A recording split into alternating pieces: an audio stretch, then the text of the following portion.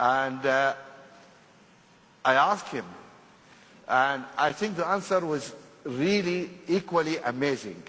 And I want you to hear it from his mouth. Prime Minister, why did you throw it? Why did you leave? You had a wonderful life, you know, nice house, big cars, and you're ahead of a country of 100 million people.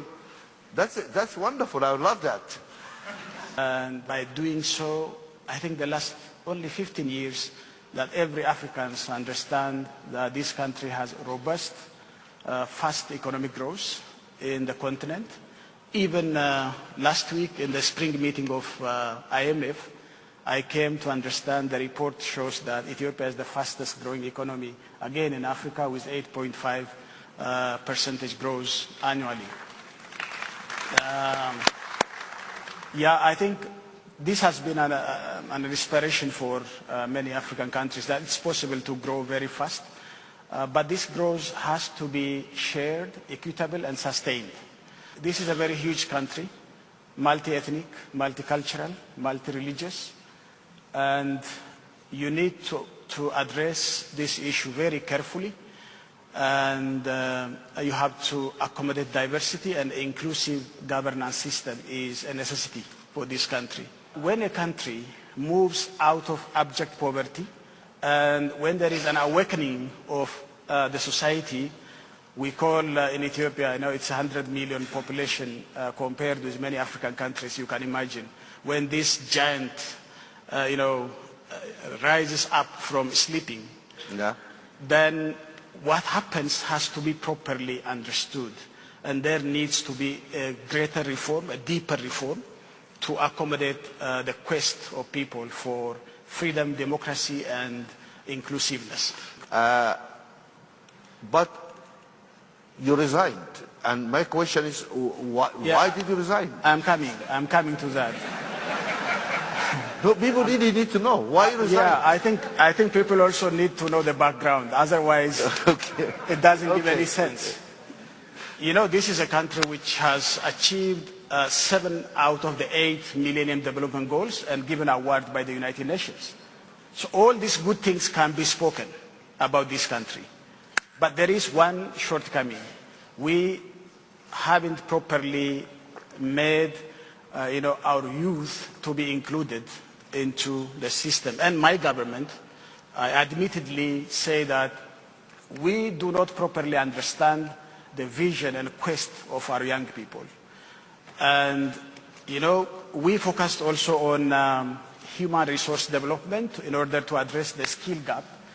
And, 18 years ago, we did have only 2 universities, but now we have 50 public universities, which is huge leap. And every year we have hundreds of thousands of graduates coming out of these universities. We have around 700 million technical and vocational colleges. That doesn't include the private sector. There are hundreds of private sector universities and colleges.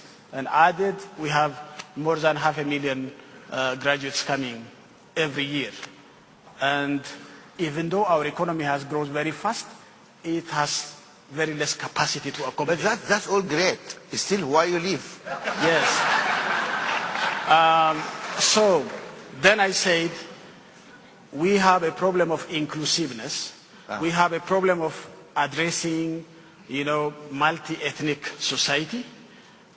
We have a problem of attitude. My party has been in a communist mentality, but we are now a free market economy and a democratic multi-party democracy. There is a need for deep reform. So I said, I have to set aside myself in order to force this deep reform.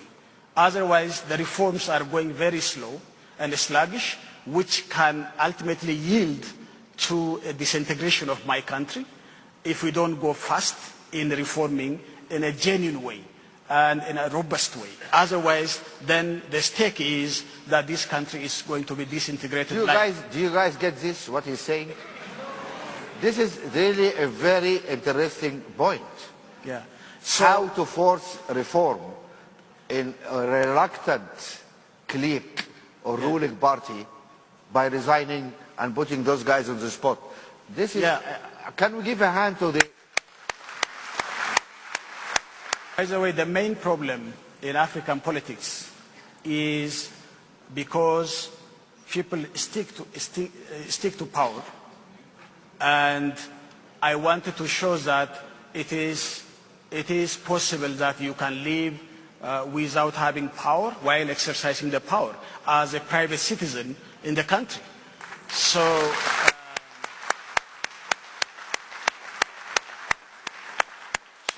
there is no need to cling to power. I am professional.